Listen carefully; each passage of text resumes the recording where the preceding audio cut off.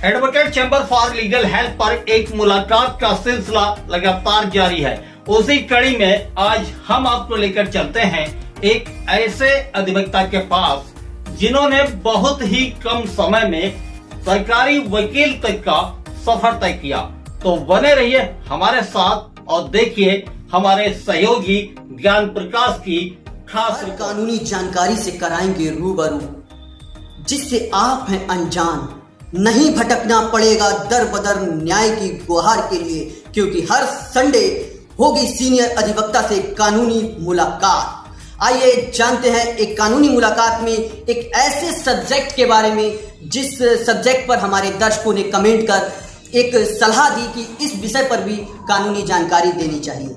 तो उसी कानूनी जानकारी को लेकर हम आए हैं आपके बीच एक खास प्रोग्राम एक मुलाकात में। मैं हूं ज्ञान प्रकाश। नमस्कार, इस्तकबाल कार्यक्रम में करते हैं आपका। हमारे बीच में है सीनियर अधिवक्ता अमित कुमार वाजपेयी जी। आइए जानते हैं उनसे कानूनी विषय पर, और जो मुद्दा हमारे दर्शकों ने बताया था गैंगस्टर पर, तो गैंगस्टर के विषय में विस्तार से जानकारी जानते हैं हम अमित कुमार वाजपेयी जी से। सर नमस्कार। सर, हम जानना चाहेंगे आपकी प्रारंभिक शिक्षा दीक्षा कहाँ से आरंभ हुई? मेरी प्रारंभिक शिक्षा मुख्यालय से 30 किलोमीटर हमारा गांव पड़ता है, कुर्रिया कला। वहाँ से मैंने 8 तक कक्षा 8 तक की परीक्षा, कक्षा 8 तक वहीं शिक्षा ग्रहण की है। उसके बाद चूँकि वहाँ हाई स्कूल तक ही था और उसके बाद वहाँ साइंस साइड नहीं थी, तो इस वजह से फिर शाहजहाँपुर आ गए। राजकीय इंटर कॉलेज, यहाँ से मैंने +2 करा है, इंटर करा, और उसके बाद BSc GF कॉलेज शाहजहाँपुर से की। सर, आपकी बैचलर जो क्वालिफिकेशन है वो कहाँ से हुई? ये मैंने बताया ना आपको कि GF कॉलेज शाहजहाँपुर से मैंने BSc किया है ZBC से, और उसके बाद मैंने लॉ जो SS लॉ कॉलेज शाहजहाँपुर से। सर, ये वकालत का जो पेशा आपने जो चुना है, ये जो है कहाँ से प्रेरणा है? एक्चुअली वकालत का तो मेरा पहले कोई इरादा नहीं था, लेकिन चूँकि कोई ना कोई फील्ड तो इंसान को पकड़नी ही होती है, तो वकालत का पैसा इसलिए भी चुना कि हम किसी को न्याय दिला पाएँ, किसी भी गरीब इंसान की मदद कर पाएँ। और मेरा पॉलिटिक्स भी थोड़ा हावी मैं भी रहता हूँ, तो इस वजह से भी मुझे। सर, ये वकालत के पेशे में आप अपना आदर्श किसको मानते हैं? एक्चुअली क्या है, ये तो आपने जो सवाल पूछा है ये तो मेरे लिए बड़ा नया है, और देखा जाए तो मेरा बहुत ज़्यादा लंबा एक्सपीरियंस नहीं रहा है वकालत का, और मैंने अभी बहुत जल्दी चालू कराया बैठना। 4-5 साल ही हुए हैं रजिस्ट्रेशन, हालांकि मेरा काफ़ी पुराना था, और पर सब लोगों का प्यार है और सब बड़ों का आशीर्वाद है कि आज मैं जो कुछ भी सीख पा रहा हूँ सीख रहा हूँ। सर, वकालत के पेशे में जो आपने स्ट्रगल किया उसको हमारे दर्शकों को बताएं जरा। बिल्कुल, शुरुआती दौर में तो बहुत स्ट्रगल रहता है, और मैं तो अपने युवा अधिवक्ताओं से कहना चाहता हूँ कि शुरुआती दिनों में जो भी है उसमें बहुत ज़्यादा ध्यान से मेहनत करके आगे बढ़ना चाहिए, और पेशेंस नहीं खोना चाहिए। पेशेंस जो है ना, वो आपको फिर अगर आप पेशेंस बना के रखेंगे तो आने वाले समय में फिर आप और आगे बढ़ते हैं। सर, हमारे दर्शकों ने हमें कमेंट करके बताया था कि एक अहम मुद्दा गैंगस्टर। जी। तो गैंगस्टर एक्ट में दोषी पाए जाने पर कितने साल की सजा होती है? हाँ, बहुत ही अच्छा सवाल पूछा। एक्चुअली सरकार ने मुझे यहाँ पर गैंगस्टर एक्ट की पैरवी के लिए अपना अधिवक्ता नियुक्त कर रखा है। तो गैंगस्टर की जो विशेष अदालत है उसमें मैं यहाँ पे अधिवक्ता हूँ सरकार का, और सरकार का पक्ष रखता हूँ। तो इसमें जो अभी जो नया प्रावधान हुआ है 2021 का, तो उसमें 2 साल से लेकर 10 साल तक की सज़ा है इसमें गैंगस्टर में, और 5,000 रुपये तक का जुर्माना भी लगेगा अगर गैंगस्टर साबित हो जाती है किसी भी अपराधी की। तो सर, मेरा दूसरा सवाल ये है कि मान लीजिए किसी व्यक्ति पर एक ही केस है, तो क्या उस व्यक्ति पर गैंगस्टर की कार्रवाई की जा सकती है? बिल्कुल, ये बहुत ही महत्वपूर्ण सवाल पूछा है आपने। नियमावली 1986 जो है उसमें ये प्रावधान था कि 2 या 3 मुकदमे होने चाहिए थे, पर हमारी योगी सरकार ने जो निर्णय लिया है 2021 में, उसमें ये भी है कि अगर एक सिंगल मुकदमा भी है और वो एक्यूज जो है ना आर्थिक और भौतिक लाभ प्राप्त करता है उस केस से, तो उस पर भी मुकदमा दर्ज होगा। सर, अगला सवाल जो है वो ये है, क्या नाबालिग पर भी गैंगस्टर केस दर्ज होता है? बहुत बढ़िया सवाल किया है आपने।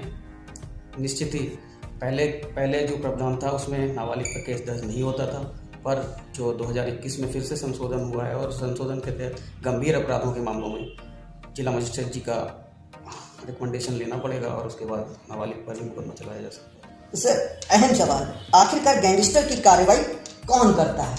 हाँ, गैंगस्टर की कार्रवाई आज बहुत ही बढ़िया सवाल है। गैंगस्टर की कार्रवाई जिस थाने के अंतर्गत जो भी अपराधी अपराध कर रहे हैं उनका जो एसएचओ होता है वही वादी होता है इसमें मुख्यतः, और वही गैंगस्टर की कार्रवाई के लिए गैंग चार्ट बना के और अपने जो सीनियर्स हैं, पुलिस अधीक्षक महोदय हैं और यहाँ की जो टीम है गैंगस्टर की, उसको पास गैंग चार्ट ले जाके उससे संस्तुति कराता है। उसके बाद जिलाधिकारी महोदय अनुमोदित करते हैं, उसके बाद गैंगस्टर एक्ट की कार्रवाई की जाती है। सर यदि किसी व्यक्ति पर रंगदारी वसूलने के कई मामले दर्ज हैं तो क्या पुलिस उस व्यक्ति पर गैंगस्टर की कार्रवाई कर सकती है? बिल्कुल, निश्चित ही रंगदारी के मामले जो भी होते हैं तो उसमें एक्यूज्ड आर्थिक और भौतिक लाभ प्राप्त करेगा ही, तो आर्थिक और भौतिक लाभ जहाँ भी प्राप्त होगा तो उस पर गैंगस्टर की कार्रवाई बनती है, तो सर बच नहीं सकता। सर एक अहम सवाल, यदि किसी व्यक्ति पर गैंगस्टर की एफआईआर दर्ज हो गई तो उसकी जमानत कहाँ से होती है? जमानत के लिए तो वैसे विशेष अदालत घोषित की जा चुकी है और विशेष अदालतें हैं। इससे पहले 2012 तक जनपदों में नहीं, अपने जनपद में भी नहीं थी, तो 2012 से पहले के केस जो थे वो बरेली में इसकी विशेष अदालत थी, वहाँ पे चल रहे थे। पर मौजूदा समय में यहाँ पे व्यवस्था है और यहाँ पे विशेष न्यायाधीश बैठते हैं। और मैं आपको बताना चाहूँगा, जब से मैंने चार्ज लिया है तो सिंगल पर्सन की भी जमानत यहाँ से नहीं। सर गैंग चार्ट क्या होता है और इसे कौन बनाता है, इसे थोड़ा विस्तार से हमारे दर्शकों को बताइए। जी, गैंग चार्ट बड़ा ही अहम किरदार है गैंगस्टर एक्ट के मुकदमा लिखे जाने के लिए। तो उसमें जो भी संबंधित थाने का एसएचओ है वो गैंग चार्ट अपना तैयार करेगा और तैयार करके इसकी संस्तुति के लिए अपने उच्च अधिकारियों के पास जाएगा। नोडल ऑफिसर इसका नियुक्त होता है, नोडल ऑफिसर के पास जाएगा। उसके बाद ग्रामीण में अगर आता है तो ग्रामीण अपर पुलिस अधीक्षक होते हैं, उनके पास जाएगा। शहर का है तो शहर के लिए, और उसके बाद पुलिस अधीक्षक महोदय के पास जाने के बाद फिर डीएम की संस्तुति जो होगी, उसके बाद मुकदमा दर्ज किया जाएगा।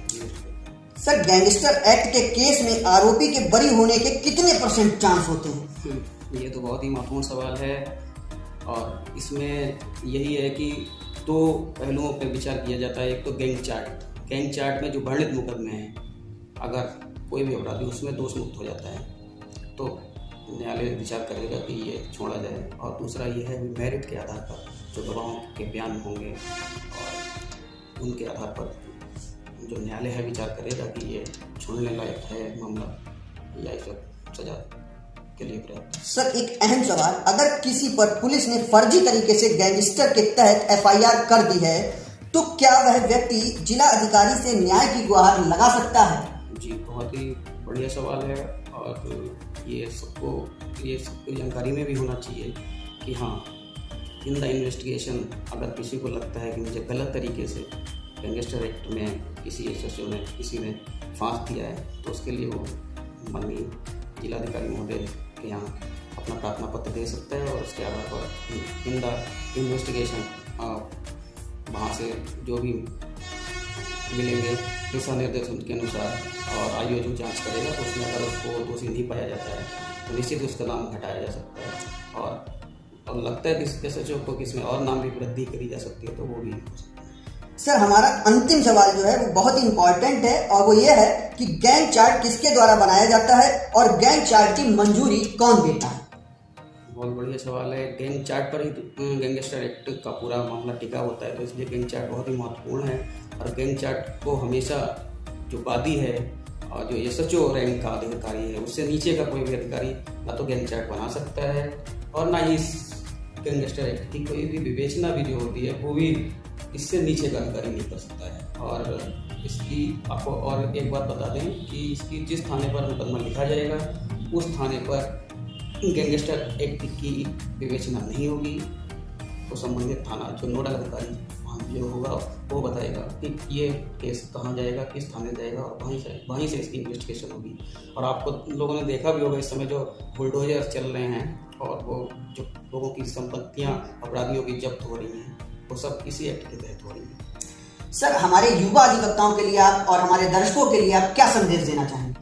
संदेश तो नहीं, अभी तो हम खुद ही सीख रहे हैं, तो बहुत ज़्यादा संदेश नहीं दे पा रहे हैं, पर इतना जरूर कहेंगे कि जो भी अधिवक्ता हैं, जो नए अधिवक्ता हैं, उनको पेशेंस रखना चाहिए, शुरुआत में मेहनत करनी चाहिए और उस अपनी और चीज़ों को बारीकी से समझना चाहिए और होशियार बनना चाहिए, बस चालाक नहीं बनना चाहिए।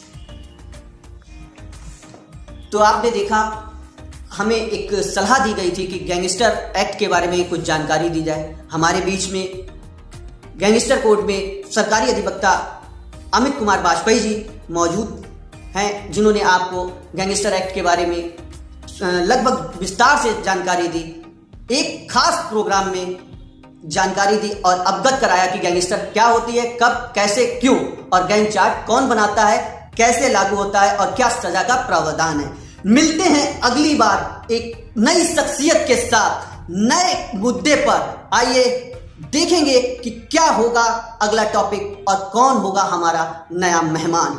मिलते रहिएगा हर संडे 9 बजे। मैं हूं ज्ञान प्रकाश। नमस्कार, अलविदा।